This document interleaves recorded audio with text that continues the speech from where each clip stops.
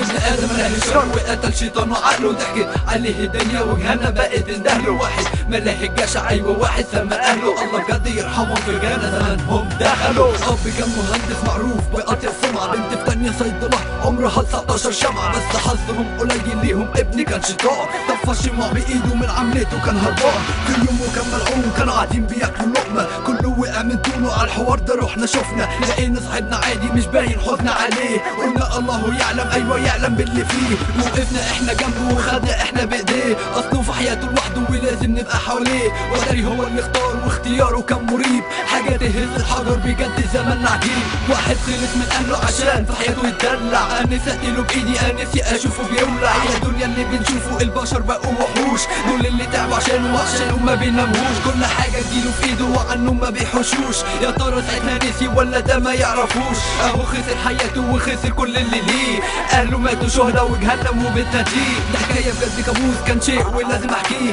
عشان اللي يسمعه الدنيا ما تلفش بيه لو حد بيحبني ازاي اقدر اذيه ابوه وامه واخته طب مين اللي هيعيش ليه